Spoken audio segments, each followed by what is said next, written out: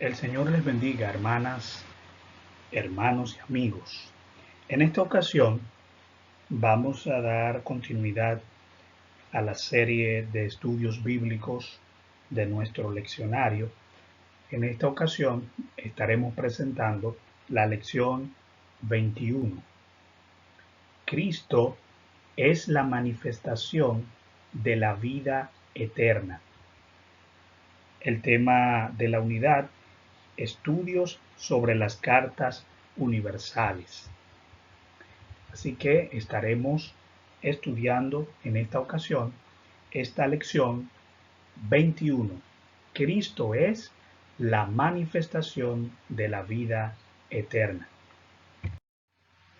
Les pido que me acompañen a la carta de Juan, primera de Juan, capítulo 1.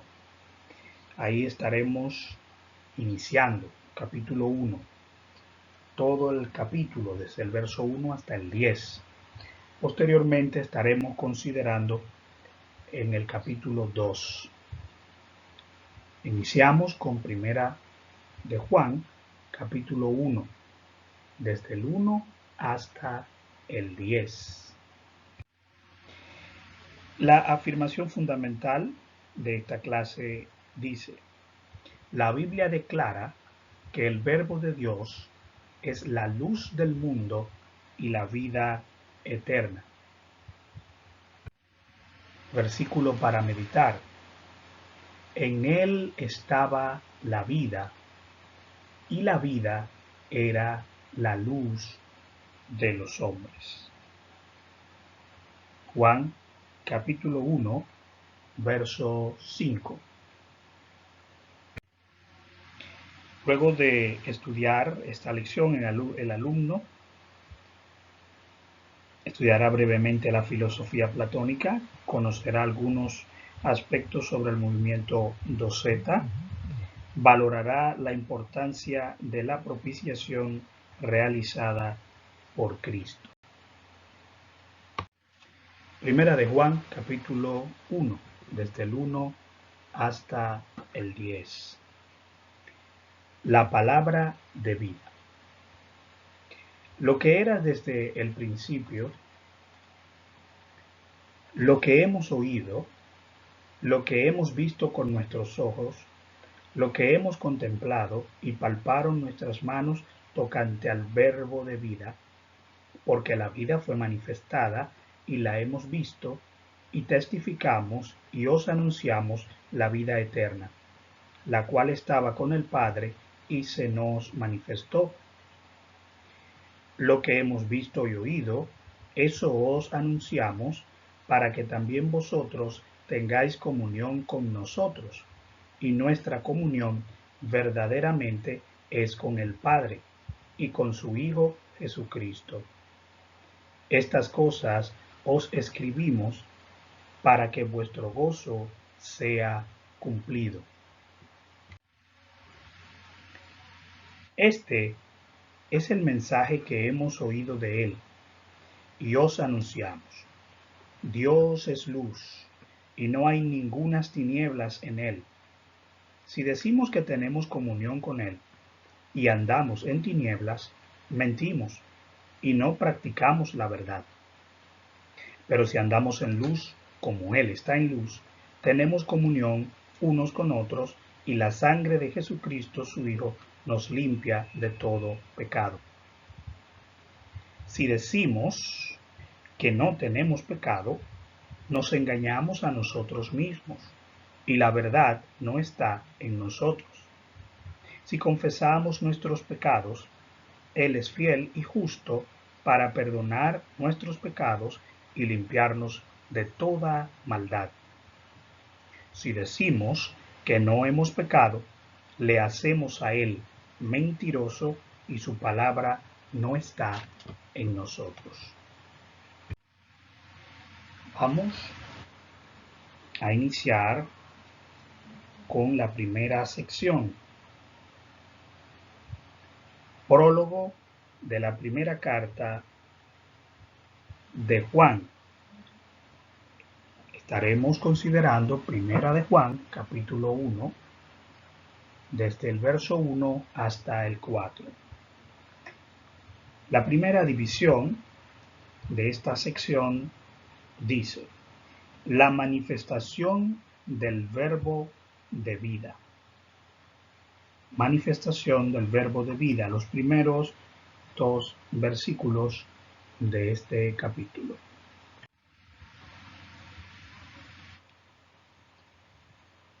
Lo vuelvo a leer. Lo que era desde el principio, lo que hemos oído, lo que hemos visto con nuestros ojos, lo que hemos contemplado y palparon nuestras manos tocante al verbo de vida. La sección entonces va a iniciar de esta manera, viendo estos pronombres, que son pronombres relativos en el singular del género neutro, que acá se está traduciendo como lo que, muy generalizado. Se habla de lo que era desde el principio, lo que hemos oído. Bien, entonces no hay un referente en el documento a lo que nosotros anclar estas declaraciones iniciales que tenemos en esta sección. El autor explica esto, que no hay referentes en el documento que pudieran referir a lo que se está diciendo en esto. Entonces se ancla esto y se dice que se puede referir al Evangelio que representa a Cristo. Como que ellos están haciendo una recordación de la doctrina fundamental, de las enseñanzas iniciales que habían recibido. También, hablando del principio, nos vamos inmediatamente a Juan, el Evangelio de Juan, en el capítulo 1, que comienza describiendo que en el principio era el verbo, que el verbo era con Dios, que el verbo era Dios. Aquí podemos equiparar estas declaraciones cuando habla de que lo que era desde el principio, esto mismo entonces nosotros hemos oído. Y aparte de que lo hemos oído, pasamos al punto en que lo hemos visto, lo hemos contemplado y nuestras manos lo palparon. Yo veo aquí una descripción cronológica de aquello que de aquello que era, aquello que existía desde el principio. Luego eso que existía desde el principio, que era desde el principio, fue revelado. Lo habían oído a través de las escrituras, a través de las profecías. Pero esa profecía, esas declaraciones que ellos habían escuchado a través de los escritos proféticos, llega el momento entonces en que se hace realidad, que se hace palpable. ¿Ven? Existía desde el principio, nos fue revelado, lo hemos oído, pero llega el momento en que ya dice, lo hemos visto con nuestros ojos, lo hemos contemplado y nuestras manos lo palparon. Y al final dice, tocante al verbo de vida. O sea que todo lo que se está diciendo en esta introducción se está refiriendo al verbo de vida que se menciona en Juan capítulo 1, cuando habla de que en el principio era el verbo, era el logos, era la palabra, la acción de Dios. Entonces estamos equiparando estas dos porciones y estamos viendo que de inmediato están señalando al verbo hecho carne, a Emmanuel, a Jesucristo. En el principio era el verbo era con Dios y el verbo era Dios. El verso 2 del capítulo 1 del Evangelio de Juan dice, este era en el principio con Dios. ¿Ven? ¿Cómo nosotros podemos ahí equiparar a que lo que el escritor de esta carta está hablando se refiere a Jesucristo, se refiere al Hijo de Dios? Había una filosofía por aquel tiempo, la filosofía de Platón, los seguidores de Platón, que hacían énfasis en la importancia del espíritu por sobre la materia. La materia era algo abominable, vamos a llamar, algo que no tenía una categoría de importancia, sino que lo que había que resaltar era el espíritu. Y que el espíritu y la materia eran irreconciliables entre sí. De esta corriente filosófica toma el docetismo para sus declaraciones fundamentarse. El docetismo viene de una raíz griega que es dokeo, que significa parecer, o que se parece, o que a mí me parece, pero que es algo que no es real, lo que yo veo. Este movimiento entonces afirmaba que Cristo no había venido en un cuerpo de hombre, contrario a lo que dice Juan, que en el principio era el verbo era con Dios y el verbo era Dios, pero dice que ese verbo se hizo carne, que ese verbo encarnó. Y una de las doctrinas básicas, de las doctrinas fundamentales que nosotros aprendemos, que nosotros defendemos, es la encarnación de Jesucristo. Es la encarnación, que aquel verbo se hizo carne. Y estas personas, esta corriente, niega esa encarnación de Jesucristo. Y el Cristo no había sufrido crucifixión, ya que su cuerpo solo era aparente y no era real. Por tanto, como no era real, solamente tú podías ver un cuerpo parecido al del ser humano, pero que no era un cuerpo humano como tal. Entonces, en la cruz, a quien fue crucificado no fue a Jesucristo. Entonces, esto explicaba esta filosofía, esta corriente filosófica, mostrando que, queriendo, ¿verdad?, mostrar de que Jesucristo no había venido en carne.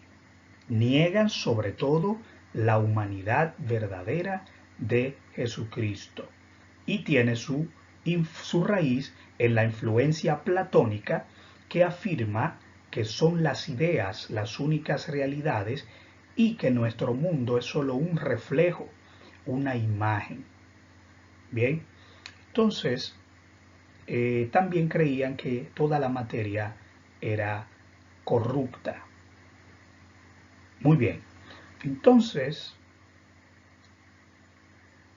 vamos a ver cómo esta creencia es contradicha, ¿verdad? Es rebatida, ya como lo hemos dicho, en el Evangelio de Juan. Bien, en el Evangelio de Juan, en el capítulo 1, donde habla de la encarnación de nuestro Señor y Salvador Jesucristo, del Verbo.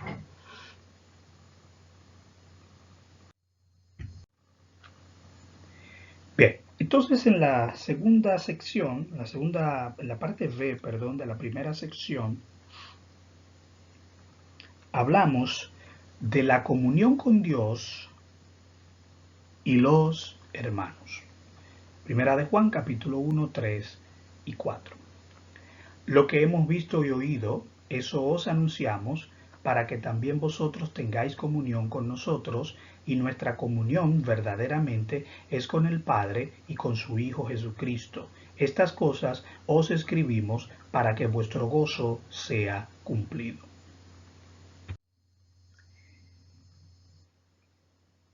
En el verso 3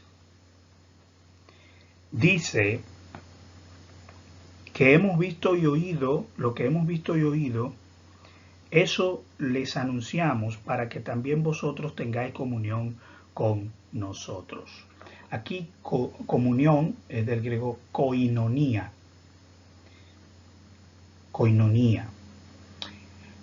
Siempre hemos resaltado que existe una relación horizontal y una relación vertical que atañen al humano.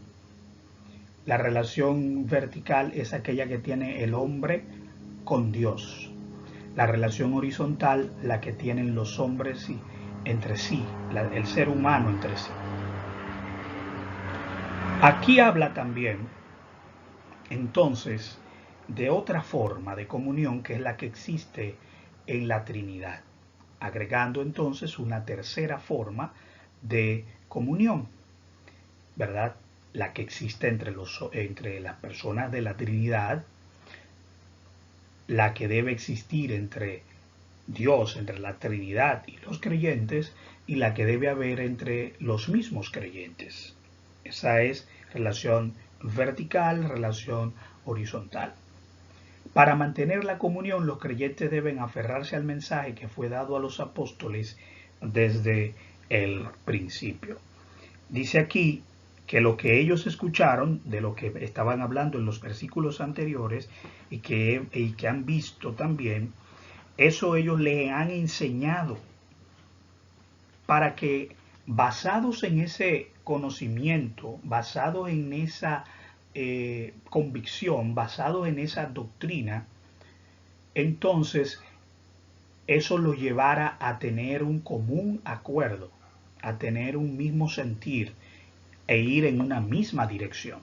Hablar, por así decirlo, un mismo lenguaje, un mismo idioma. Entonces, vemos la importancia que tiene para la comunión de los santos el guardar la palabra, el guardar los fundamentos, los lineamientos de la fe. Haciendo esto, nosotros podemos asegurar que vamos a tener un mismo lenguaje, vamos a tener una misma visión, vamos a ir en una unidad de propósito, y entonces de esta manera nos mantendremos más unidos. Recuerden que tenemos que tener comunión con Dios y con los hombres.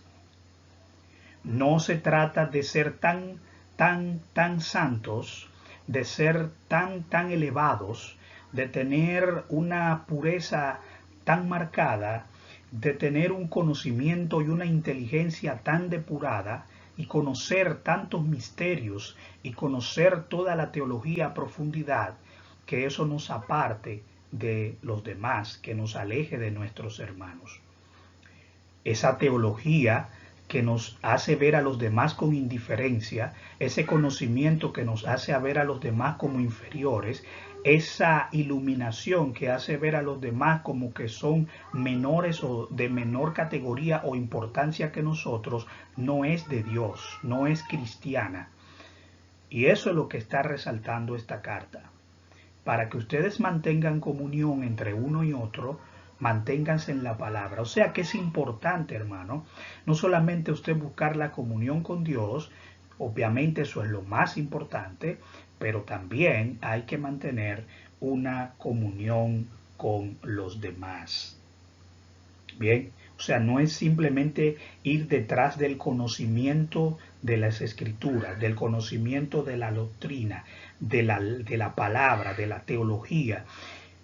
No es solamente convertirnos en personas llenas de conocimiento, pero con un corazón frío hacia los demás, que nos haga ser indiferente al sufrimiento y a las necesidades de los demás. Tenemos que tener eso en cuenta porque el Señor nos llama a tener comunión con los demás, a vivir una vida ética, una vida empática.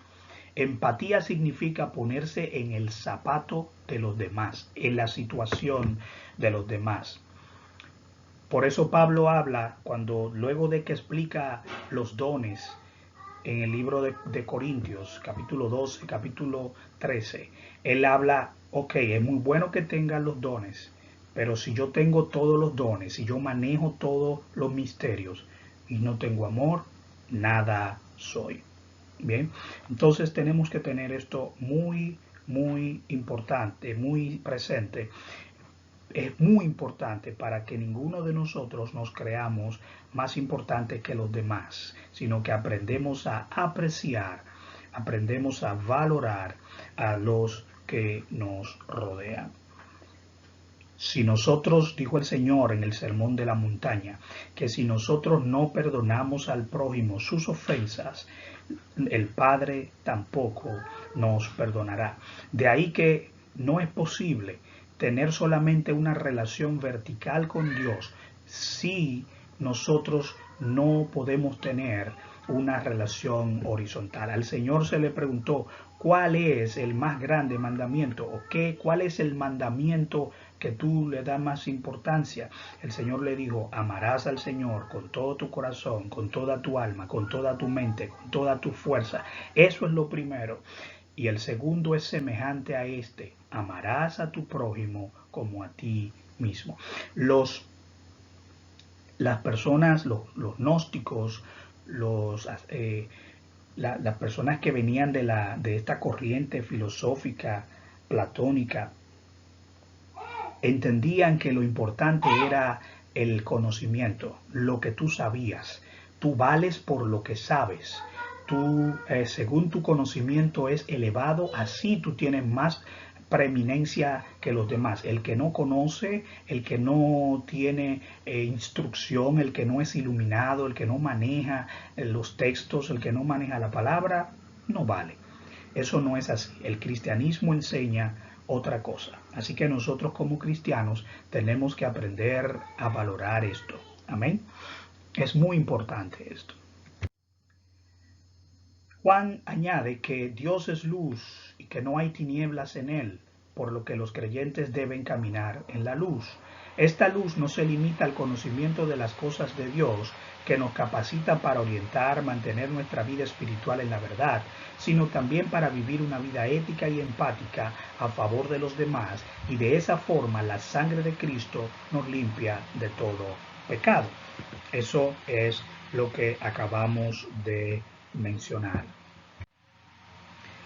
La segunda sección tiene como título La controversia sobre el pecado en la comunidad de Juan. Versos 5, 6 y 7. Este es el mensaje que hemos oído de él y os anunciamos. Dios es luz y no hay ningunas tinieblas en él. Si decimos que tenemos comunión con él y andamos en tinieblas, mentimos y no practicamos la verdad. Pero si andamos en luz, como él está en luz, tenemos comunión unos con otros y la sangre de Jesucristo, su Hijo, nos limpia de todo pecado.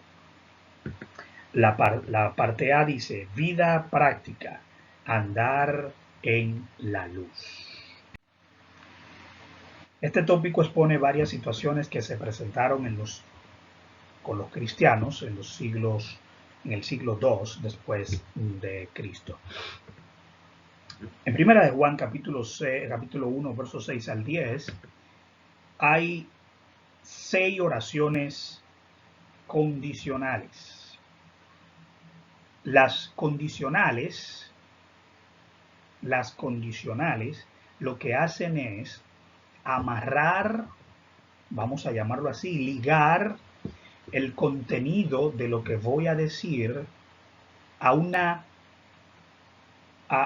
premisa anterior, o que lo que voy a expresar depende de algo más, que no se sustenta en sí misma, sino que tiene una dependencia, hay una condición.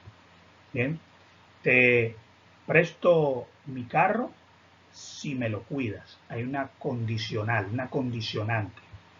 Entonces, lo que se ve aquí es que el escritor va desmontando una serie de argumentos que habían expuesto los que se habían desviado de la fe, los docetistas, los que seguían la filosofía desviada, la filosofía extraña. Entonces, aparentemente lo que él está haciendo acá es desmontando estos argumentos. Bien, los disidentes estaban alegando que andaban en luz, es decir, que eran más espirituales que los demás. Este movimiento gnóstico basaba su salvación por el conocimiento. Eso es lo que significa gnosos, conocimiento. Entonces ellos se basaban en esto, en que si ellos estaban bien cerca, bastante cerca del conocimiento, entonces andaban en luz, eran iluminados y eran más espirituales que los demás. Alcanzó su máxima cumbre, su forma más desarrollada a mediados del siglo II después de Cristo, bajo la dirección de Valentín. Entonces, uno de los varios argumentos de este grupo de los gnósticos era que tenían una revelación especial, un conocimiento oculto que nadie más conocía. De ahí que se llamaban los gnósticos. Ellos decían que eran más espirituales que el resto de los creyentes, a quienes ellos llamaban los psíquicos, o los que no tenían la luz de la revelación y el conocimiento espiritual. Es por ello que Juan entonces dice que si una persona dice que está caminando en la luz, debe estar en armonía con los demás y no crear barreras de superioridad. Por eso, cuando hablábamos del tema cuidado con los falsos maestros, decíamos que una de las características de las sectas, doctrinas desviadas, nuevas revelaciones, es que generalmente estos grupos llegan diciendo que tienen una revelación o un conocimiento oculto que nadie conoce. Mire, cuando yo escucho a un maestro, cuando yo escucho a un predicador, cuando escucho cualquier persona que está tratando de enseñar la palabra o de predicar, y que se jacta mucho de que conoce más que los demás, o de que tiene una revelación demasiado profunda, o de que alguien que nadie más ha sabido, ya desde ahí yo comienzo a verlo raro. Desde ahí ya yo comienzo a ponerle un asterisco, porque donde usted leyó, yo puedo leer. Donde usted recibió, yo puedo recibir. Donde usted buscó, yo puedo buscar. Y el que le reveló a usted me puede revelar a mí. Pedro dice que nunca la profecía vino, no es de interpretación privada, sino que los santos hombres de Dios hablaron siendo inspirados por el Espíritu Santo. Si usted está en el Espíritu y yo estoy en el Espíritu, como usted recibe revelación, yo puedo recibir revelación. Es posible que usted haya alcanzado cierto conocimiento por su búsqueda, por su lectura, porque Dios haya puesto una gracia sobre usted para poder indagar y buscar. Pero eso no significa que usted es superior o que usted tiene una espiritualidad mayor o que usted tiene mayor valor. Eso es diferente. Entonces, este grupo quería jactarse de esto, de que ellos tenían una revelación que nadie tenía, de que ellos eran más elevados que los demás. Entonces, el escritor le dice que si nosotros andamos en luz, que si nosotros estamos en la luz, en el conocimiento, pero nosotros no tenemos comunión con los demás, no practicamos la honestidad, entonces estamos mintiendo. Bien, si decimos que tenemos comunión con Dios y no andamos en su luz, sino que andamos en tinieblas, mentimos y no practicamos la verdad. Pero si andamos en su luz como Él está en luz, entonces tenemos comunión unos con otros. El que está en la luz, el que tiene revelación, usted nunca lo va a ver pisando a los demás. El que ha recibido un verdadero conocimiento y tiene una verdadera enseñanza, está bien nutrido, está bien enseñado en la palabra, no mira a los demás por encima del otro,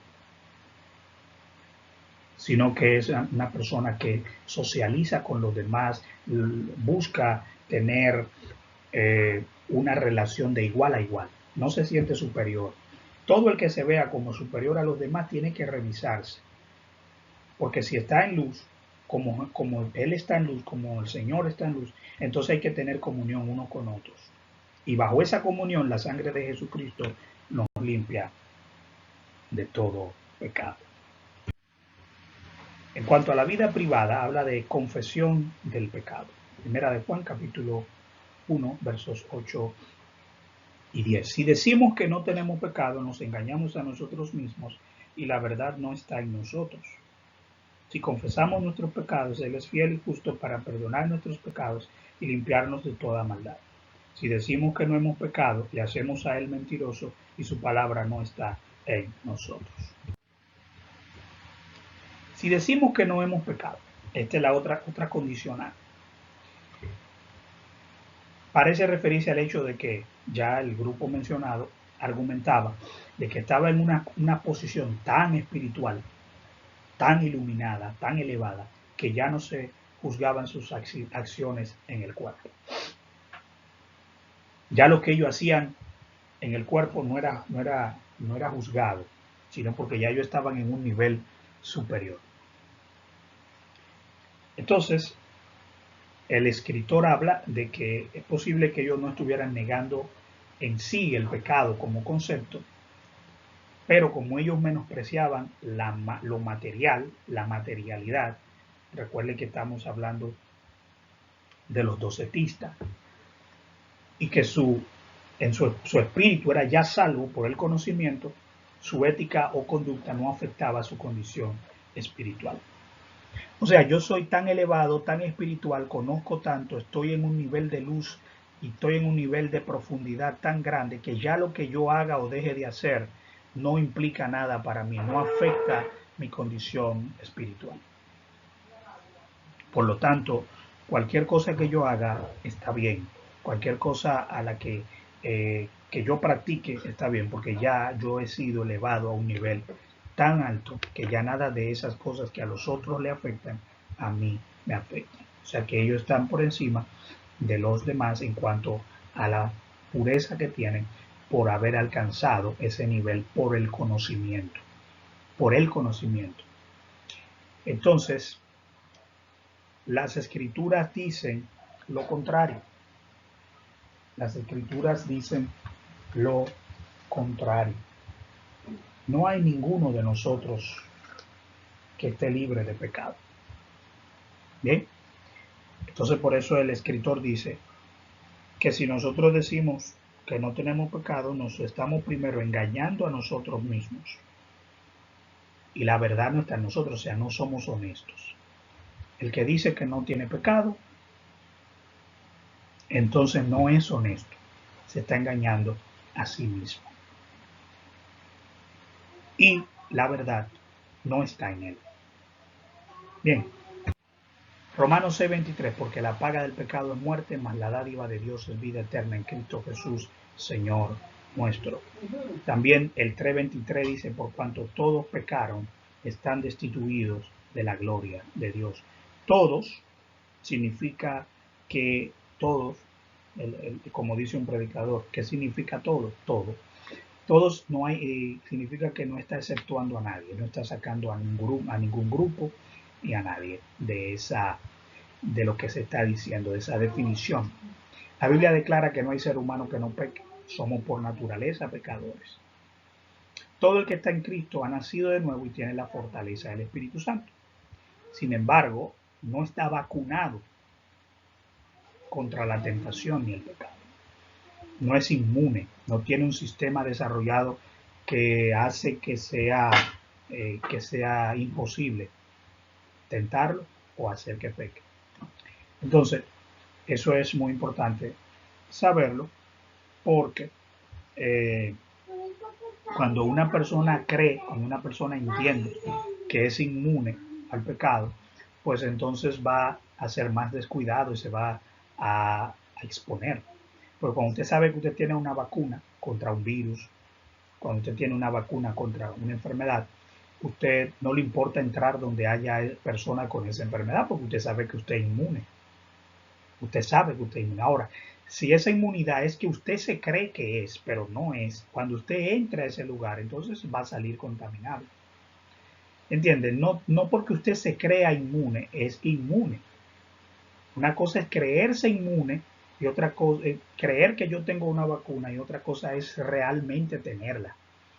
Entonces no hay tal situación de que una persona ya está inmune a la tentación. Por más que sepa, por más espiritual que sea, no está inmune. Bien, una cosa es pecar por algo en particular, en un momento determinado, pecar por alguna situación X, y otra cosa es practicar, vivir en el pecado. Es diferente. Bien, entonces esta es la dialéctica que presenta la carta. ¿Cuál?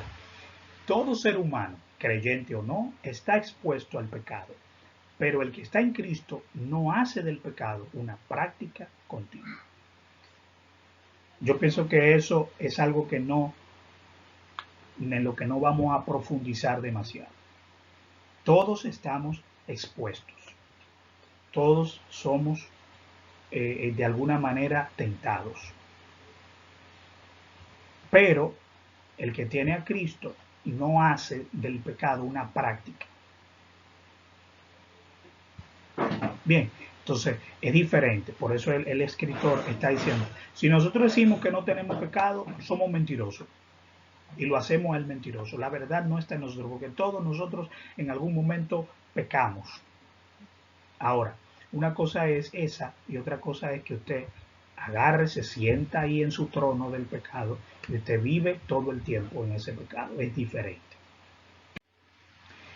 La respuesta de Dios al problema del pecado, entonces. La respuesta de Dios. Ahora pasamos al capítulo 2 de Primera de Juan. Y en el versículo 1 dice, hijitos míos, estas cosas os escribo para que no pequéis. O sea, lo anterior se escribió para que no pequéis. Y si alguno hubiere pecado, abogado tenemos para con el Padre, a Jesucristo el justo. Leo el 2. Y Él es la propiciación por nuestros pecados, y no solamente por los nuestros, sino también por los de todo el mundo. Jesús como paracleto ante el Padre. Un paracleto es un representante, básicamente, lo que significa esto. Un abogado, alguien que se pone en tu favor. Se utiliza tanto con el Espíritu Santo como con Jesucristo. Cuando se refiere al Espíritu Santo, el término paracleto, pues también lo podemos encontrar como paráclito, ¿verdad? Cuando habla del Espíritu Santo, habla de él como consolador, un consolador, alguien que consuela.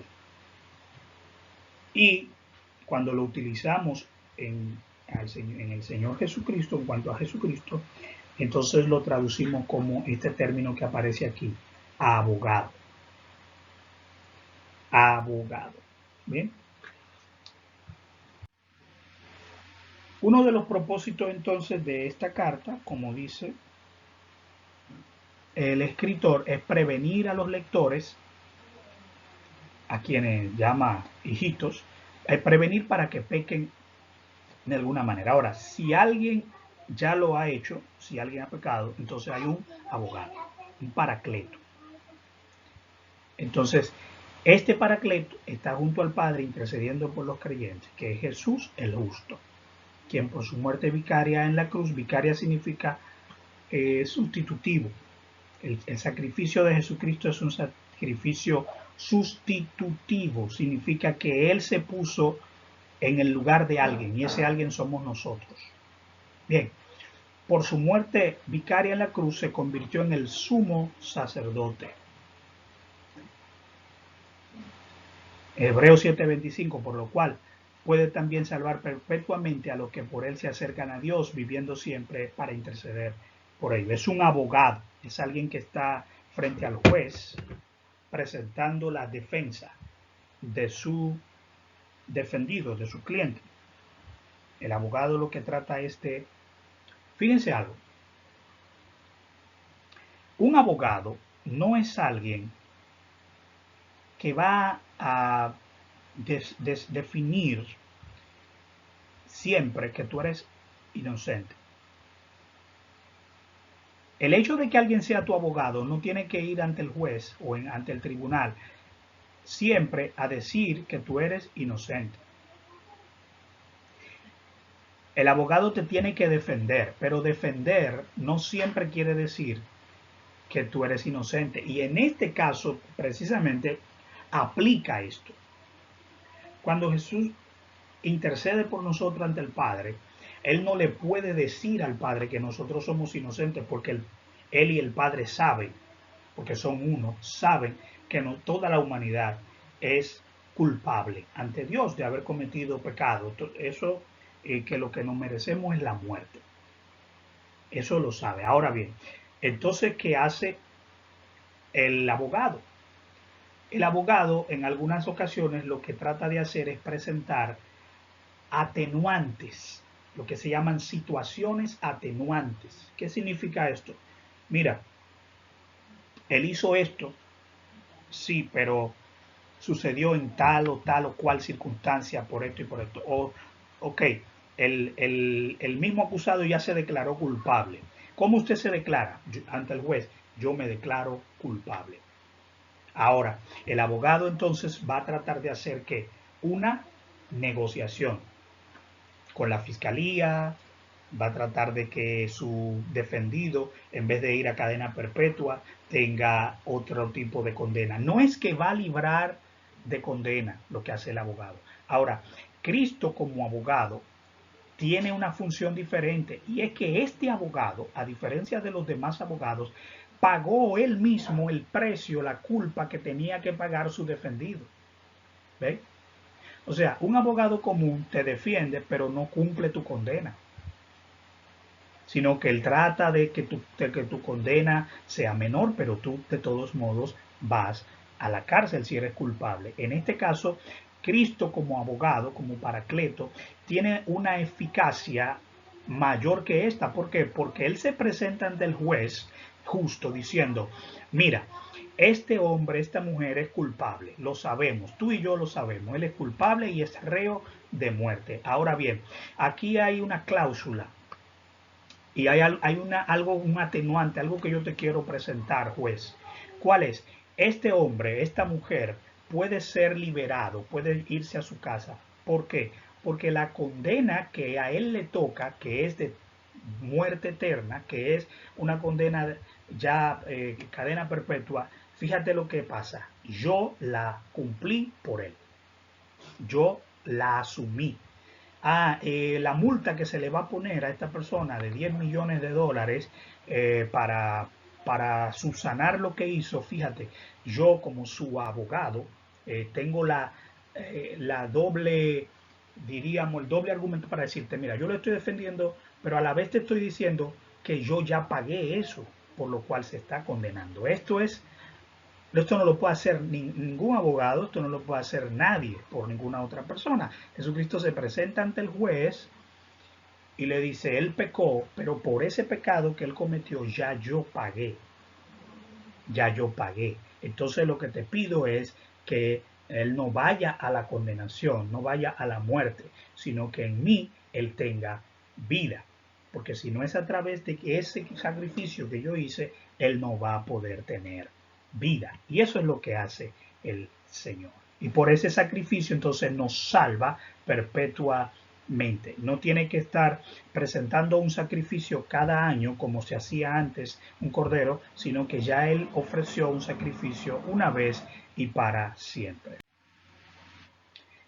Jesús prometió que nos daría otro paracleto. Ahí estamos hablando del Espíritu Santo, que en este caso ya lo que habla entonces es de un consolador, consolador, quien mora en el creyente para siempre, mientras que Cristo es el paracleto en el cielo. Cristo está en el cielo intercediendo a la diestra del Padre, mientras que el Espíritu Santo está morando en el creyente. O sea que el creyente tiene doble defensa, una defensa aquí en su corazón, en su interior, que le está todos los días consolando, dirigiendo, guiando, no hagas esto, ve por aquí, ve por allí, camina. Pero si a pesar de toda esa guía el hombre en un momento determinado no atiende a esa guía y resbala, entonces tiene otro paracleto que está al lado del juez, diciéndole, mira, él falló, él resbaló, pero él no vive en ese resbalón, él resbaló, pero él se va a levantar. ¿Por qué? Porque el paracleto que tiene allá en su corazón, el espíritu al que yo le dejé, lo va a guiar a toda verdad y lo va a guiar a toda justicia. El Espíritu Santo es que nos guía a toda verdad, a toda justicia. Es el que convence al hombre de pecado, de justicia y de juicio. Jesús como propiciación por el pecado. Primera de Juan capítulo 2, versículo 2, ya lo hemos leído, y Él es la propiciación por nuestros pecados, y no solamente por los nuestros, sino también por los de todo el mundo. Entonces, Juan dice aquí en el verso 2 que Cristo es la propiciación a favor de todo el mundo. El sustantivo griego hilasmos, que es usado aquí, habla de propiciación, propiciar. Vamos a ver este término que se usaba en la simbología del tabernáculo. Desde ahí vemos y de ahí se extrae esta palabra. El 4.10 dice, en que esto consiste el amor, no en que nosotros hayamos amado a Dios, sino que en que Él nos amó a nosotros y envió a su Hijo en propiciación, ¿bien? Propiciación por nuestro pecado. Se pone en medio, se pone en medio. Se traduce como propiciación o el medio para expiar los pecados. El medio para expiar los pecados. Del hebreo caporé o propiciatorio, que era la tapa que cubría el arca del pacto, ustedes recordarán. La propiciación entonces que Cristo hace es para el mundo entero. Es para todos, para nosotros, dice, y no solamente para nosotros,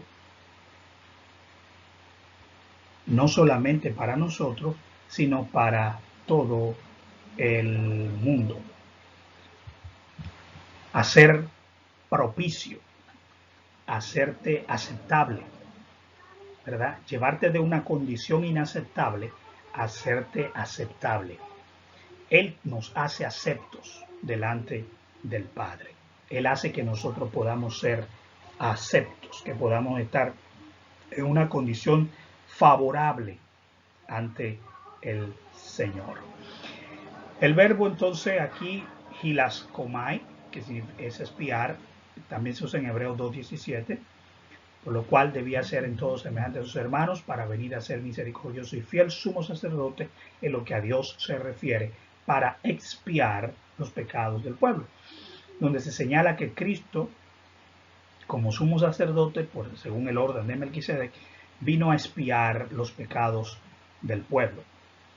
No como los del orden de Aarón, que representaba la sangre de animales año tras año, ustedes saben, en las fiestas diferentes sacrificios, sino que Cristo ofreció su propia sangre como el sacrificio expiatorio perfecto, realizado una sola vez y para siempre. Esa es la diferencia que tiene la diferencia del sacerdocio del Señor, según el orden de Melquisedec,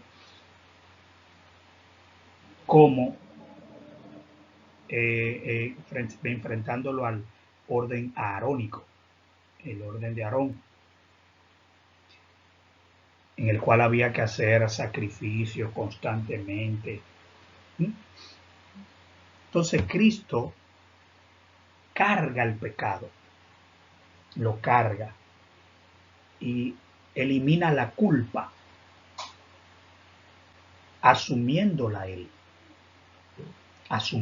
él la asume. Bien, entonces él hace con su sangre, borra. Dice que el Señor con su muerte en la cruz anuló el acta de los decretos que había sido levantada contra nosotros. O sea, había un decreto, un acta de decreto contra nosotros. Nuestra sentencia estaba hecha, pero con su sacrificio expiatorio, Él nos hizo propicios al Padre y entonces anuló esa acta de decretos, asumiendo Él la culpa, llevando Él el castigo, para que entonces otro no llevara el castigo. Y esa es la forma en cómo funcionó ese sacrificio de Jesucristo, ese Cordero perfecto que se presentó ante el Padre, cuya sangre cubrió el pecado de una vez y para siempre.